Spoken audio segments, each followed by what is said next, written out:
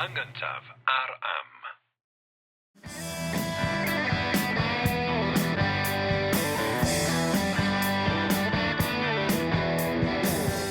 Helo, Cymraeg, Jerry Hunter dwi. A Richard Wyn Jones dwi, a da chi'n gwylio neu'n gwrando ar bodlediad yr hen iaith. Podlediad lle mae yna Americanwr o gryd cenedlaetholdeb Cymreig yn Cincinnati yn ceisio, yn addysgu Cymro o ben mynydd Ynys Môn. Nid Americanwr o gwbl ynglŷn â chyfoeth llenyddiaeth iaith un. Da ni ar gael drwy'r holl ffrydiau podlediadau. Mae rhaid chi rando ar y bennod dwytha i hynna neu unrhyw synwyr i chi. Da ni ar gael drwy'r holl ffrydiau podlediadau. Da ni ar gael ar YouTube lle mae'r dewr iawn yn ein gwylio ni. Hefyd, da ni ar gael yn gyntaf Jerry bob tro. Ar am. Ar am. A dwi'n gweld ti wedi bod wrthi'n trio tyfu barf o Michael D. Jones, ond ti ddim wedi mynd yn bell. Dim eto. Falla erbyn dolyg. Falla erbyn cyfres 4. Cyfres 4. Mae gennau farf a fydd na adar yn byw yn y barf. Achos dwi'n eitha sicr bod na slymod neu adar yn byw yn marf arbennig Michael D. Jones. Hoff farf yr hen iaith. Reit. Lle da ni'n mynd heddiw, Jerry? Reit. Wel, da ni dal yn y bedwar yn gyrfa bomtheg. Da ni dal efo barf? Mae mi fydd ambell farf yn ymddangos, mae'n siŵr. Da iawn. Ond, mae'n un bach o leiad. Da ni am drafod Daniel Owen. O, oce. Da ni fod yn sôn am ddechreuadau, Simsian y nofel Gymraeg mewn ffordd, a wrthwynebiad y nofel yna, a hyn nath Gwilym Hiraethog i ddechrau gyhoeddi ffuglen greadigol ac yn y blaen. Ond mae Daniel Owen cael ei alw yn aml tad y nofel Gymraeg. Dwi'n mynd licio rhywbeth felly, achos mae'n gorsymleiddio. Doedd sawl un wedi bod wrthi yn Brynjar y Tir, ond fo sy'n cael ei gofio'n benna fel prif nofelydd Cymraeg, y cyfnod yna. Mae'n diddorol hefyd o ran y cyd-destun achos o Sir Flint, bydd ardal ddiwydiannol yn iawn, a pwlla glo, a plwm, diwydian... Wythgrig ffona, ie? Wythgrig, ie. So, yn yr ardal ddiwydiannol iawn, a ran hynna, a bu farw tad Daniel Owen a 2 o'i frodyr mewn damwain mewn pwll glo, pan oedd o'n blentyn, so oedd wedi profi tîm un yr diwydian mewn ffordd awr. Ac wedyn, felly, dyna y cyd-destun diwydiannol na, mae'n bwysig iawn. Y math gwahanol gymuned Gymraeg yn ei, dyn ni'n sôn tipyn am farddoniaeth oes Victoria oedd yn delfrydu y Gymru wledig a curio ar gyfer bigel yn y mynyddoedd, ond mae'n sôn am y Gymru ddiwydiannol mewn ffordd, Ia, a thyn nhw, beth sy'n ddiddorol ydy, be bynnag ydy'r ffordd mae'n cael ei bortreadu ar y pwyslais ar y gwledig, fel ti'n dweud, ond da ni wedi bod yn siarad am Gwilym Hiraethog oedd yn dod o ardal anhygol, byw yn Lerpwl, rhan o fywyd dinesig. Da ni'n siarad am yr mynd a dod dros yr Iwerydd yn gorfforol ag yn ddeallusol. Mae'r gogledd ddwyrain, da ni'n mynd arfer meddwl am y gogledd ddwyrain erbyn hyn fel ardal diwydiannol iawn, ond dyna be oedd o. A hefyd yn ardal Gymreigaidd iawn. Mae'r bywyd Cymraeg ar y cyfnod yma'n pontio bob dim, rili. Yndi, yn union, hollol. A mae llenyddiaeth Gymraeg cyfnod yn drych. Ie, yn union. Hollol, dyna yn union beth eisiau dweud. Da iawn. A wedyn, hefyd, dyn ni, wrth gwrs, dal engafal ymneilltuaeth mewn ffordd gafodd Daniel Owen i ddagu yn Methodist Galfinaidd. Ac mae'n bwysig cofio hynna, achos dyn ni'n weld yn ei nofelau i fod o'n dychanu agwedda ar ddiwylliant y capel i weithio. Ond oedd o'n sgwennu amdano fo o'r tu mewn, achos pan oedd yfanc, oedd eisiau mynd yn weinidog, oedd ei dechrau ffordd, eisiau mynd yn weinidog gyda'r Methodistiaeth a Profedigaethau, felly oedd yn gwybod yn iawn bydd yn sôn amdano fo pan mae'n dychanu agwedda ar uneilltuaeth a diwylliant y capelu, so oedd yn bwysig enw gofio. Oedd yn ei waith, gyfodd ei enw 1836, felly oedd o'n 2 blynedd hyn na Cranogwen yn cyfnod yn fras, a marw 1895. Dwi'n credu bod wedi crybwyll hyn pan yn sôn am lenyddiaeth ddirwestol yng nghyd-destun Cranogwen. Dechreuodd Daniel Owen i yrfa fel nofelydd trwy gyfieithu nofel Saesneg, nofel Americanaidd, nofel ddirwestol Americanaidd, 10 Nights in a Barroom. Mae'n rhoi gorau i'r peth wedyn, ac oedd eisiau sgwennu rhywbeth gwreiddiol Gymreig a Chymraeg. Nid yn unig Cymraeg o ran iaith, ond yn gynhenid Gymreig o ran y cyd-destun a'r cymeriadau. Achos yna dipyn o gyfieithu, wedi'i llenyddiaeth ddirwestol, pethau crefyddol, tipyn o gyfieithu yn y cyfnod yna, de. Oedd eisiau sgwennu ffuglen Gymraeg wreiddiol, de. Mi gyhoeddwyd y rhan fwy o'i bethau'n gyfresol mewn cyfnodolion, na ni drafod hyn nes ymlaen, a wedyn wrth gwrs mi gyhoeddwyd i weithio fel llyfrau hefyd. Y Dreflan, yn 1881, y nofel Rhys Lewis yn 1885, Profedigaethau Enoc Huws yn 1891, Gwen Thomas 2 blynedd wedyn, a Straeon y Pentan, Casged y Straeon Byrion, y blwyddyn i farwolaeth 1895. A swp o lyfrau, Straeon Byrion o nofela, osododd sylfaeni solid iawn ar gyfer y nofel Gymraeg, a drothwyr i gyd fy'n ganrif, mewn ffordd. Pwysig iawn ar hynny. A eisiau dechrau efo dyfyniad o'r Dreflan i lyfr cyntaf, yn darlunio y gymuned yma mewn ffordd. Wedyn, pa flwyddyn oedd hwn? Sori, ti'n newydd eithon ni, ond pa flwyddyn? 1881. 1881, iawn ti. Gwir nad oes gennym yr un arglwydd esgob yma, ond y mae gennym ficer sydd yn meddwl ei hunan gystal ag esgob, ac y mae hynny yn ateb yr un diben yn union. Mae y ficer yn ŵr tewdrwm, yn eglwyswr o eglwyswyr, ac yn myned hyd ei linyn mewn defodaeth. Mae ganddo 2 giwrad, un yn Sais pur, ond wedi dysgu methu siarad Cymraeg. Cymro glân ydyw y llall. Ti'n gweld y dychan cymdeithasol y dwyt, yn wedi wrth trafod yr eglwys yma, wrth gwrs mae'r eglwys yn hanesyddol yn fwy Saesnigaidd, yr capelu, a dyn ni gyd, a dwi'n siŵr yn nabod Saeson, sydd hwrach ambell un yn y brifysgol, a mae yna ddysgwyr yn ddysgu Cymraeg fel rhan o'i swydd, a dyn ni'n penodi, a mae nhw'n dysgu methu siarad Cymraeg ar ôl blynyddoedd. Rhywbeth gwych iawn. Mae'n dweud da yn dydy. A wedyn mae'n darlunio'r... Ac yn amlwg yn cael cic ar yr eglwyswyr. Ie, hollol. Ond mae o'n llym iawn pan mae'n dychanu'r Methodistiaeth hefyd. A wedyn, mae'n darlunio'r gymuned Gymraeg. Mae holl straeon y nofela wedi gosod mewn fersiwn ffuglenol o Sir Flint ar wythgrig. Ond teimlo, os ydych chi'n darllen ei waith i gyd, weithiau mae'r un cymeriadau'n ymddangos mewn mwy nag un nofel hefyd. So, os ydych chi'n darllen Rhys Lewis, a wedyn ti'n darllen nofel nesa, Enoc Huws, a mae rhai o'r un cymeriadau'n ymddangos, so ydych chi'n meddwl bod chi'n nabod bobl ac yn gyfarwydd o'r gymuned. Ond yn y Dreflan, i lyfr cyntaf, mae'n dechrau darlunio'r gymuned mewn ffordd fanwl, a mae'n darlunio cymdeithas Gymraeg y cyfnod mewn ffordd wych. Mae'n rhywbeth sy'n canu cloch o Mae darnes yn rhywbeth sydd yn gwneud i fi chwerthin bob tro. Y mae yn y Dreflan ddigon o fyrddau i ddod drefnu palas lled helaeth. Mae yma fwrdd lleol, yn gyfansoddedig o 12 neu chwaneg o ddynion wedi llwyddo tipyn yn y byd, ac yn cyfarfod â'i gilydd y dydd Mawrth cyntaf o bob mis i edrych yn ddoeth ar ei gilydd ac i gyfarch ei gilydd yn foesgar. Mae'n wych, achos mae Cymru'n hoffi byrddau, mae'n hoffi pwyllgorau, mae'n digon o fyrddau i ddod drefnu palas helaeth, Mae hwnna dda iawn. Lot o bethau felly, Mae'r hyn mor dda, dydi, fatha 12 neu chwaneg o ddynion wedi llwyddo tipyn yn y byd. Ti'n gallu gweld nhw yn syth, dwyt? Hollol. Ti'n gallu dychmygu i osgo nhw, i'w siap i gwyneba nhw, barf neu beidio. Mae'n wych, dydi? Mae'n mor gynnil.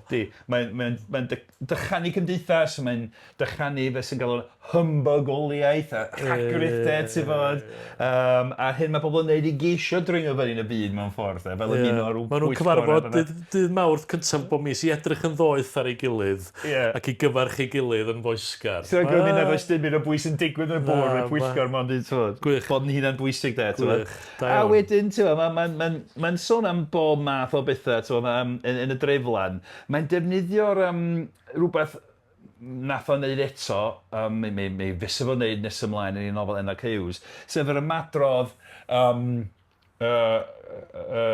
cyffes ffydd, pan oedd rhywun yn ymuno'r capal, wedi gyfer Methodistiaeth, ond y gyffes ffydd.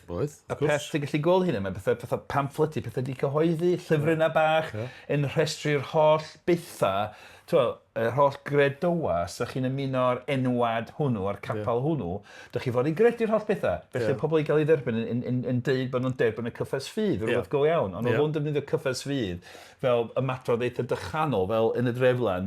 Mae'n sôn am y dynion hunan bwysig lled gyfoethog. Mae'n dychanu cyfalafiaeth hefyd y man gyfalafwyr yma yn Sir Fflint diwydiannol. Petit bourgeoisie wyddgrig. Felly mae dweud hyn y dreflan, ymhlith erthigla i gyffes ffydd yr oedd y rhai canlynol yn meddu lle amlwg. 1. Mae dyletswydd bennaf dyn yw edrych ar ôl number 1, y Saesneg, edrych ar ôl number 1. Ac mae'n swnio'n fodern iawn, dyn ni ar fydda. Ac edrych ar ôl pobl eraill neu beidio fel y bydd yn dewis, ond o'r ddau, mae peidio sydd ora, edrych ar pobl eraill. 2.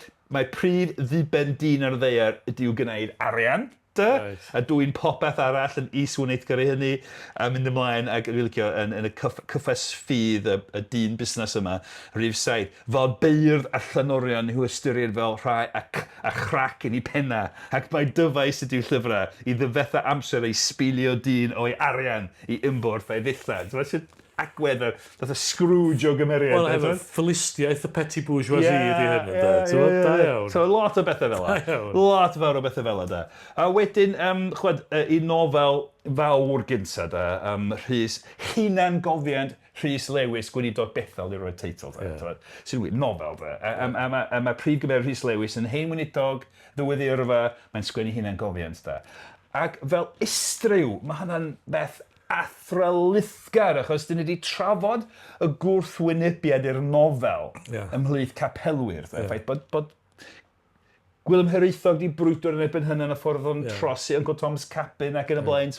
Ac bod Methodistiaeth Galfinaidd yn gwgu ar y nofel ac yn dweud oedd pobl yn beidio ar darllen nofela, un math o ryddiaeth oedd yn gwerthu yn dda oedd cofianna Gweinidogion, Hunangofiant Gweinidogion. Os ydych chi'n mynd i roi hen siop lyfrau Cymraeg, fel wyth o hen gofiannau, Hunangofiant Gweinidogion, dyna oedd y deunydd darllen.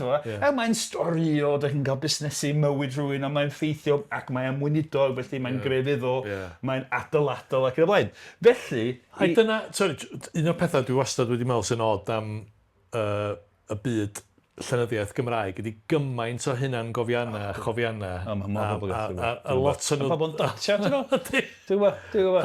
A mae hwnna efo'i wreiddiau, dwi'n meddwl, yn ôl yn y cyfnod yma, ydy? Pan dwi'n sôn am feirniadaeth lenyddol Gymraeg, weithio fydd yn sôn am ormes biwgraffiad, achos oedd yn darllen llenyddiaeth mewn ffordd biwgraffyddol hefyd, be bynnag. Felly, mi oedd Gymeriadau di helpu naddu troedle ar gyfer y nofel yn barod. Ond mae Daniel Owen yn neud i ehangu troedle bregus y nofel yn yr iaith Gymraeg. Mae'n sgwennu Hunangofiant Gweinidog ffuglenol. Sy'n wych dydi? Ffurf oedd yn gyfarwydd ac yn dderbyniol, ond mae'n nofel. So Hunangofiant Rhys Lewis Gweinidog Bethel. So mae'n beth gwych iawn. Dwi'n wrth fy modd o hynny. A wedyn, dwi'n rhoi dyfyniad ati, mae'n siŵr, ar ddechrau, rhagymadrodd yr awdur pan gyhoeddwyd y llyfr fel llyfr ar ôl i gyhoeddi gyfresol. So dyma ni o 1885 a dyma Pennod 1. Yn ystod fy oes, darllenais amryw gofiannau, a ni allaf byth fesur na ffrisio'r difyrwch a'r lles a gefais trwy hynny. Meddyliais lawer gwaith mor dda fu asau gennyf gael cofiant cywir o fywyd dyn cyffredin fel fy hunan. Mae arnaf lys ysgrifennu hanes fy mywyd fy hun, nid i eraill, ond i mi fy hun. Ac yn sicr, nid i'w argraffu, ond yn ytrach fel math o hunan gymundeb. Rhys, beth oedd wedi di amdana ti dy hun? Cofio ddweud y gwir, hynny a wnaf. Ac os cyferfydd car neu gyfaill i mi ar ysgrifen hon, gwybydded nad oes gennyf air i'w dynnu'n ôl. Sydd ar gogleisio'r darllenydd, dwi'n mynd i ddweud pethau mawr am fy mywyd ar cyfa, a dwi'n mynd i dim byd yn ôl. A gwir yr holl wir, dim ond y gwir. So mae'n gwych yma yna. Ac mae'n dechrau trwy ddweud, dwi wedi cael dyfyrwch a lles trwy ddarllen cofiannau, hunangofiannau, gweinidogion, so mae'n gwneud hynna mewn ffordd ffuglenol. A wedyn pan gyhoeddwyd y llyfr fel llyfr ar ôl ei gyhoeddi'n gyntaf fel cyfres mewn cyfnodolyn tyda. Yn yr rhagymadrodd Daniel Owen, y nofelydd, mae'n deud rhywbeth sy'n cael i ddyfynu hyd syrffed, nid i'r doeth a'r deallus yr ysgrifennais, ond i'r dyn cyffredin. Mae hynna ar fon cerflun Daniel Owen yn y wythgrig, hynthych a thrilydd. Ond mae'n dweud wedyn, os oes rhyw rhinwedd yn y llyfr, sef y nofel newydd yma, Rhys Lewis, Cymreigrwydd i gymeriadau ydyw hwnnw, a'r ffaith nad yw'n ddyledus am ei ddefnyddiau i estroniaid. Yn brolio'r ffaith, mae nofel Gymraeg wedi ysgrifennu am destun Cymraeg. A hynna'n ymwybodol. Gymraeg, nid cyfeithiad. So, brolio hynny de. Ond hefyd, busnes, nid yw'r doeth ar deallysgwnes, ond dyn cyffredin yn trio sefydlu y nofel fel ffurf lenyddol boblogaidd. Eisiau llawer iawn o ddarllenwyr. Ac i barad a llwyddodd o'i wneud hynny? Mi lwyddodd yn rhyfeddol. Mi werthodd dros 2,000 o gopïau yn syth. A wedyn, aragraffiad ar ôl aragraffiad y nes ymlaen, nath o werthu halfraint y nofel. Ond pan werthodd Daniel Owen halfraint Rhys Lewis, gafodd o ddigon o bres i adeiladu tŷ newid yn yr wythgrig. Rhyw werthu halfraint nofel Gymraeg. Llwyddiant. Llwyddiant. Felly pan gyhoeddodd o Profedigaethau Enoc Huws, oedd o'n nofelydd llwyddiannus iawn. A mi oedd o'n nofel Gymraeg yn ffurf lenyddol boblogaidd erbyn hyn. Gweithio pawb o phobeth. Mae'n rhywbeth gwych. A fyntau'n ganolog yn gwneud y cam yna felly. Hollol. Diddorol. A wedyn pan gyhoeddodd o Enoc Huws, fel nofel, fel llyfr ar ôl i gyhoeddi, fel cyfres 1891, mae'n deud hyn. Mae'n doleini efo beth ni'n trafod o ran gyhoeddi hunangofiant ffuglenol i helpu denu pobl i ffurf newydd o nofel. Mae'n dweud hyn i ni rhag ymadrodd i Enoc Huws yn 1891. Mae Cymru oddi ar y diwygiad Methodistiaeth ac ni y ddylem ddiolch am hynny, am y diwygiad, yn wlad grefyddol, ac wedi ei thrwytho ar elfen Bwritanaidd. A'n harwres ni yw Anne Griffiths ac nid George Eliot. George Eliot, nofelydd Saesneg poblogaidd iawn. Hi sgwynnodd Middlemarch, pethau mawr. So, yn dweud, olwch, yr unig Gymraes dyn ni'n mawrygu fel llenor yw Anne Griffiths sgwynnodd emuna Methodistiaeth, A cofiwch, oedd y Fethel sy'n hyn. A gallaf yn hawdd dychmygu am hen flino'r ymneilltuol cywir, crefyddol a dwyol gyda Ffyrerin Bunyan yn agored, unwaith eto, taith o Ffyrerin Bunyan yn agored ar ei lun, a'r dagrau i ligair wrth i ddarllen, ac ar yr un pryd yn edrych a hynny'n eitha gonest ar y nofelydd Cymraeg fel dyn yn dweud celwydd i foddio yn fidion. So, dyna'r agwedd. A wedyn mae'n dweud, mae'n gorffo fel hyn, mi gredaf fod y cyfnod hwnnw ar fynd hebio, ar fi mynd hebio, cyfnod hwnnw yn hanes Cymru Mae mwy nag un ffordd i addysgu a dyfyru ein gilydd. Felly dyma fo sy'n bellach yn nofelydd llwyddiannus yn dweud wlwch. Dyn ni wedi llwyddo i roi hoelen yn arch ar hyn agwedd Gymreig yna, a mae'r nofel yma i aros, sy'n wych iawn. Gwych. A wedyn hefyd, fel dwi wedi dweud barod, mi gyhoeddodd y nofel yma, y rhan fwyaf o'i ffuglen yn gyfresol. Yn gynta yn y drysorfa, mi oedd ei gyfaill Roger Edwards yn golygu'r cylchan hwnnw. Cylchrawn rhan y Methodistiaeth Galfinaidd, a wedyn nes ymlaen fes yn cyhoeddi Enoc Huws yn y Cymro, papur eitha newydd, Isaac Folks i lygu lli. Felly, mae hynny'n bwysig iawn. A dwi wastad yn meddwl, os ydych chi'n sbio ar bennod o un o'i nofela o Rhys Lewis yn Enoc Huws yn y drysorfa yn yr Cymro, mae mor wahanol i'r profiad o ddarllen nofel fel llyfr, achos mae gen ti hysbysebion ar un ti dal yn y bethau, a mae rhywbeth gwych am hynna. A mae'n meddwl am... A mae'n debyg, mae'n debyg bod y ddisgyblaeth o sgwennu nofel gyfresol yn wahanol. Achos mae hyn o eiriau sgyn ti, a ti isio hwnna...